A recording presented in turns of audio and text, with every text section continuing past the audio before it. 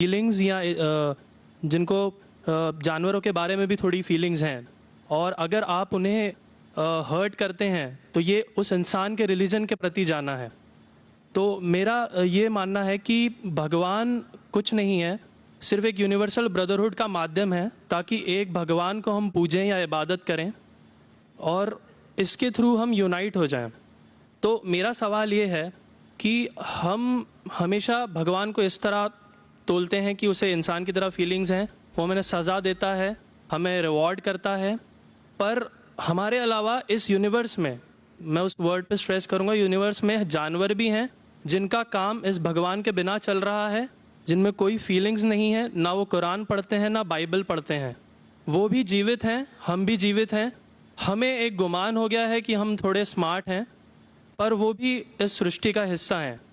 तो इस universal brotherhood में उनके प्रति हमारी भावनाएं के बारे में कुछ जिक्र, और मैं जानना चाहूँगा कि क्या पैंथीज़म इसका एक सॉल्यूशन नहीं है, क्योंकि इसमें हम किसी एक इंडिविजुअल को वर्शिप नहीं करते। जैसा कि जुडाइज़म में कहा गया है कि I am a jealous God, और एक जेलस एक ऐसा इमोशन नहीं है जिसे हम पूज सकें मेरे हिसाब से। पर अगर हम पैंथीज़म को एक सोल्यूशन माने तो ये एक ऐसी चीज़ है जो हमेशा रही है, पेड़ हमेशा रहे हैं, ये यूनिवर्स हमेशा रहा है, जबकि धारणाएं, डेफिनेशंस भगवान की हमेशा बदलती रही हैं। तो अगर हम गॉड को कांस्टेंट के रूप में देखना चाहते हैं और इसे एक माध्यम बनाना चाहते हैं आपसी भाईचारे का, आलमी भाईचारे का, तो क्या पैंथीज़म इसका एक सॉल्यूशन नहीं है? भाई साहब ने सवाल पूछा कि यूनिवर्सल ब्रदरहुड हम सिर्फ इंसानों तक महदूद रह गए हैं, क्या जानवर में जान नहीं है? और ये भगवान को हमने खुद बनाया ताकि आलमी भाईचारा रहे, लेकिन क्या पैंथीज़म इसका सल्यूशन नहीं है कि भगवान को हम दूसरे रूप में देखें? भाई साहब का अच्छा सवाल है। सवाल के दो हिस्से हैं। पहला एक हिस्सा है कि यूनिवर्सल ब्रदरहुड सिर्फ महदूद इंसानों तक क्यों, जानवर पेड़ पौधों को क्यों नहीं लिया गया? दूसरा सवाल, क्या पैंथीज़म इसका सल्यूशन नहीं है? पहले सवाल का जवाब कि यूनिवर्सल ब्रदरहुड, आलमी भाईचारा के अंदर हम बाकी जीवित चीज़ों को क्यों नहीं लेते? अगर लेंगे तो जीना ही मुमकिन नहीं है। अगर हम लेंगे बाकी जीवित चीज़ों को, हम आलमी भाईचारे में लेंगे, तो आपको यहाँ खड़े रहना भी मुमकिन नहीं है 5 मिनट तक के। क्यों? मैं बोलूँगा, क्योंकि मैं डॉक्टर हूँ। भाईचारा का एक उसूल है कि दूसरे भाई का कत्ल मत करो, उसूल है कि नहीं? ठीक है, आप सांस ले रहे, अभी सांस ले रहे ना, आप जब सांस लेते लाखों जर्म्स का कत्ल कर रहे हैं आप कैसे भाई? ये लाखों लोग का कत्ल कर रहे जीने के लिए, ये कैसा भाईचारा है? तो इसीलिए भाईचारे का डेफिनेशन जरा हम बराबर तौर से समझ ले, फिर हम डिस्कस करें। क्योंकि अगर आप कहेंगे हर जीवित चीज मेरे भाई है, तो आप भाईचारे के खिलाफ। कोई भाईचारा में ये नहीं है कि दूसरों का कत्ल करो अपने आप को जिंदा रखने के लिए। कभी भी इस्लाम में ये नहीं कहा गया है कि दूसरों को दबाओ अपने आप को ऊंचा करने के लिए। और मैं अल्लाह के रसूल की एक मिसाल दूंगा आपको। अल्लाह के रसूल फरमाते हैं, आप जब देखते हैं एक खजूर का दरख्त, पाम ट्री, वो एक मोमिन की मिसाल है, मुस्लिम की मिसाल है, तो साहबा सोचते इसका क्या मतलब? क्यों एक खजूर का दरख्त, पाम ट्री को मुस्लिम कह रहे? समझ में नहीं उनको। आज हम जानते हैं, उस टाइम अल्लाह के रसूल ने कहा, कोई भी पेड़ पौधे जब भी बढ़ते ऊपर, वो क्या करते हैं? आजू बाजू पेड़ को हटाते हैं, फिर ही बढ़ते हैं, नीचे जाते हैं, अपने पौधों को, रूट्स को एक्सपैंड करते हैं। इसीलिए आप देखेंगे म्युनिसिपैलिटी क्रैक्स को तोड़ती है, मजबूत करे। क्यों? वो पेड़ बढ़ता है तो क्रैक हो जाता है, फिर से टाइल लगाते हैं। जितना पौधा बढ़ता है, जितना पेड़ बढ़ता है, उतना आजू बाजू नुकसान करता है। एक वाहिद दरख्त है पाम ट्री, जो जितना ऊंचा जाता है दूसरे को नुकसान नहीं पहुंचे, सीधा जाता है। बाकी लोग यहां जाते हैं, वहां जाते, इसके घर में घुसते, उसके घर में घुसते, ऊपर जाते सीधा, किसी को तकलीफ नहीं देते, नीचे भी जाते सीधा, आजू बाजू घूमते नहीं। अगर आप अपने आप को बड़ा बनने के लिए दूसरों को दबाएंगे, ये मुस्लिम नहीं। تو اگر میں مانوں آپ کی بات کو کہ ہر جیوت انسان کو بھائی چارہ کروں تو مجھے جینے کا حق ہی نہیں, کسی کو جینے کا حق نہیں ہے. لیکن اس کا مطلب یہ نہیں کہ ہم دوسرے جیوت لوگ کو تکلیف پہنچائیں جان بوجھ کے. اسی لیے اسلام میں جب محمد صلی اللہ علیہ وسلم پیغام دیے عرب دیشوں میں, عرب ممالک میں, تو لوگ نے کہا یہ کیسا انسان ہے. جب اللہ کے رسول نے کہا کہ اونٹ کے اوپر زیادہ وزن مت ڈالو, حرام ہے, گھوڑے کو زیادہ تکلیف مت دو, تو لوگ کہنے لگے یہ تو ابھی انسانوں کی حقوق کی بات کر رہا تھا, ابھی جانوروں کے حقوق کی بات کر رہا ہے.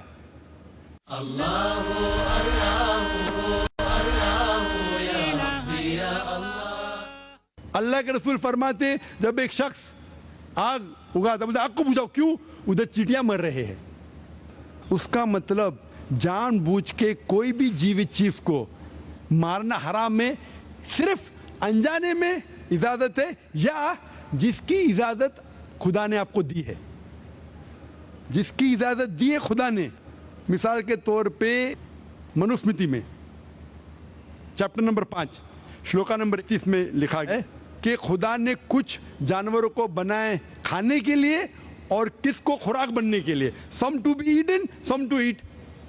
اگر وہ کھانے والا جانور دوسرے جانور کو کھاتا ہے جس کو خوراک کے لیے بنایا ہے تو کوئی گناہ نہیں ہے. منوسمرتی چیپٹر نمبر 5 شلوک نمبر 30 میں اگر آپ اس جانور کا قتل کرتے جو کھانے کے لیے بنایا گیا تو آپ گناہ نہیں کر رہے. منوسمرتی چیپٹر نمبر 5 شلوکا نمبر 39 میں سیکریفائسل اینیمل, جو اینیمل قربانی کے لیے بنائے گئے اس کی قربانی دینا گناہ نہیں ہے. میں کیوں ہندو دھرم سے کہہ رہا ہوں, مسلم سے بھی کہہ سکتا ہوں, بہت سے حوالے. اس کا مطلب ہمیں کسی کو تکلیف نہیں دینا چاہیے. لیکن اگر انجانے میں چلتے چلتے چیٹی مر گئی تو آپ باہر چلے نہیں سکیں گے, آپ سانس لیں گے جرم. تو اللہ تعالیٰ نے جرم کو پیدا کیا ہے مرنے کے لیے عام طور پہ, تو آپ گنہگار نہیں. معلوم کچھ جین لوگ ماسک پہنتے تو بھی مرتے, پانی کو ابالتے, ابالنے سے مار رہے, ابالنے پانی پی کے فائدہ کیا؟ اندر مارنے کے بدلے باہر مار رہے, کیا فائدہ؟ یہ ممکن ہی نہیں ہے. لیکن جان بوجھ کے کوئی جانور کو, اور ایک مثال دوں گا, ہمارے خطیب جمعہ نماز پڑھائے تھے کل ڈاکٹر عثمان, ان نے اپنے خطبے میں مثال دی تھی. کیا ایک عورت تھی جو بہت بے حیا تھی, کیا کہیں گے, جو عام طور پہ لوگوں کی زینت تھی. میں لفظ اردو ذرا میری کمزور ہے, میں کسی کو ٹھیس نہیں پہنچانا چاہتا. انگلش میں کہیں گے ناٹ وتھ گڈ کیریکٹر, بازاری عورت. ذرا میں ایسے لفظ نہیں استعمال کرنا چاہتا کسی کو چوٹ پہنچے. تو بازاری عورت تھی جو بہت گناہ کرتی تھی, لیکن ایک وقت ایک کتے کو پانی پلایا تو اللہ کے رسول فرماتے صرف وہ ایک اچھے عمل کے وجہ سے خدا نے اسے جنت میں ڈالا. بازاری عورت غلط کام کرتی ہے, زنا کرتی ہے, ایک عمل کیا کی, ایک کتے کو پانی دی, انسان کو نہیں کتے کو, اور اللہ اسے جنت میں ڈالتا ہے. دوسری طرف ایک اچھی عورت, نیک عورت, لیکن ایک بلی کو بند کرتی ہے, چین کر کے رکھتی ہے, اس کی آزادی کو قید کرتی ہے, اللہ تعالیٰ اس کو جہنم میں ڈالتا ہے, نرک میں ڈالتا ہے. اسے کہتے جانوروں کے حقوق. مطلب جانوروں کے بھی حقوق اسلام میں ہیں. اللہ کے رسول فرماتے کہ چڑیا کی جان بھی مت لو بنا وجہ. چڑیا, اسپیرو, آپ پڑھیں گے قرآن میں اور حدیث میں کئی اس کے پر لیکچر. تو اس لیے ہم مانتے ہیں کہ جیوت چیز کا ہمیں احترام کرنا چاہیے, اس کے رول ریگولیشن ہے. بولیں گے سب جیوت چیز میرے بھائی ہے, نہیں بھائی, سب بھائی نہیں ہے. ابھی کچھ لوگ اتنا کرتے, کتے کے پیچھے ہر مہینے لاکھ روپیہ خرچہ کرتے. ارے غریب لوگ مر رہے, لاکھ روپے سے 10 گھر ہر مہینے لاکھ روپیہ اپنے پوڈل کے اوپر ڈالتے ہیں. لاکھ روپے سے کم از کم 10 گھر تو چلیں گے نا مہینے, 20 گھر چلیں گے بمبئی میں, ہاں کہ نہیں؟ وہ 20 گھر کو سنبھالو نا, ایک پوڈل کو سنبھال رہے. یہ کدھر کا اسلام ہے؟ ٹھیک ہے جانور کی قدر کرو, اتنا قدر مت کرو کہ اس کے ہاتھ میں چین ڈالو سونے کی, یہ کرو, یہ کھانا لے کے آؤ. کھانا لے کے آتے لاکھ روپے کا, آپ سمجھ رہے نا؟ تو اتنا مت اسراف کرو, इस्लाम के अंदर सिखाया गया है कि भाईचारा जो मैंने जिक्र किया, बट जानवरों को भी देखो और उसके साथ अच्छा बर्ताव करो, बिना वजह किसी जानवर का कत्ल मत करो। ये आपका सवाल था। आपका दूसरा सवाल इसके अंदर जवाब हो गया। आप कहते हैं कि पैंथियज्म, सबको खुदा मानना इसका जवाब है। उसका जवाब में कहा था, हमारे भाई जो अवतार सिंह थे ना, उसने कहा था पैंथियज्म, सब कुछ खुदा है, सब कुछ खुदा है। इससे क्या होता है कि सब कुछ खुदा है, मतलब अगर आप सबको खुदा मानते, चोर को भी खुदा मानते, डाकू को भी खुदा मानते, खुदा का मतलब उसका कहना मानना, बराबर कि नहीं, उसकी इज्जत करना, उसकी इबादत करना, वो जो कहता है उसकी बात मानना। तो आप अगर वो चोर को खुदा बोलेंगे, वो बोलेगा चोरी को, तो आप चोरी करना शुरू करेंगे। वो बलात्कार करने वाला कहेंगे आपसे, आप उसको खुदा बोलेंगे, चल मैं बलात्कार कर, आप करेंगे? करेंगे? तो इसी तरह ये इलॉजिकल है। खुदा एक है और सिर्फ उसकी इबादत करना चाहिए। और ये जो फिलॉसफी है, ये फिलॉसफी जो आप बोल रहे किधर से आई, इसे कहते हैं एंथ्रोपोमॉर्फिज्म। क्या कहते हैं? एंथ्रोपोमॉर्फिज्म, मतलब गॉड ने हर चीज की शक्ल हासिल की। और इसके अंदर एक फिलॉसफी है कि खुदा इतना पाक, इतना नेक, वो जानता नहीं कि किस तरीके से इंसान को तकलीफ होती है। और ये एंथ्रोपोमॉर्फिज्म जो फिलॉसफी है, खुदा अलग अलग चीज में शामिल होते हैं। और कई मजहब, इस्लाम के अलावा कोई मजहब कहता है कि खुदा एक बार इंसान का रूप हासिल किया, कुछ मजहब कहते हैं अनेक बार। और उनकी लॉजिक है कि खुदा इतना पाक, इतना नेक, इतना महान, उसे पता नहीं इंसान की तकलीफ क्या है, इंसान को किस चीज का बुरा लगता है। इतना नेक, इतने पाक, इंसान को दर्द कैसा होता है, इंसान को तकलीफ कैसा होती है। तो ये खुदा जो नेक और पाक है, जानने के लिए इंसान के उसूल क्या होना चाहिए, वो इंसान का रूप धारण करते हैं। ये फिलॉसफी है एंथ्रोपोमॉर्फिज्म की। ऊपर से लगता है बहुत लॉजिकल है, खुदा इतना नेक, इतना पाक, इतना दयालु, वो जानता नहीं बेचारे इंसानों की क्या तकलीफ है, क्या मजबूरी है, क्या मुश्किलात है। तो इंसान का रूप धारण किया लिखने के लिए, क्या इंसान के लिए अच्छा है बुरा है। ऊपर से देखे तो बहुत अच्छा लगता है, लेकिन तहकीक करेंगे मंतिक से तो एकदम ही गलत।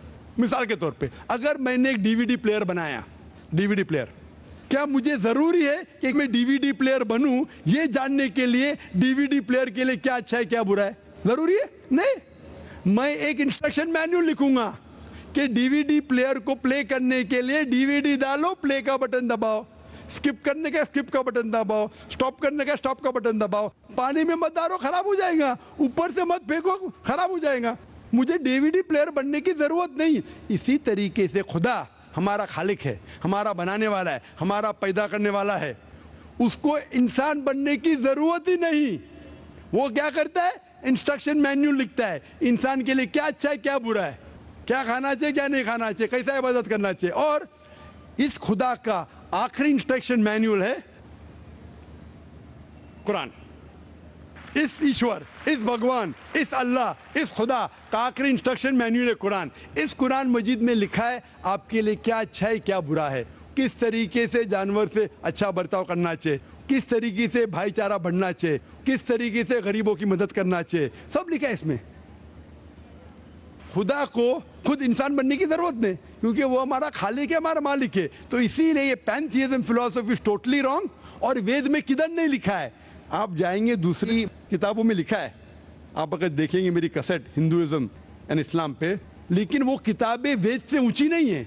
वेद में सिर्फ लिखा है तौहीद के बारे में, एक खुदा के बारे में, एक कमसत विप्रा बहुधा वेदांते, खुदा एक है, उसको नाम अलहदा दे सकते हैं आप, लेकिन खुदा एक है, उसकी सिफत आप बयान कर सकते हैं।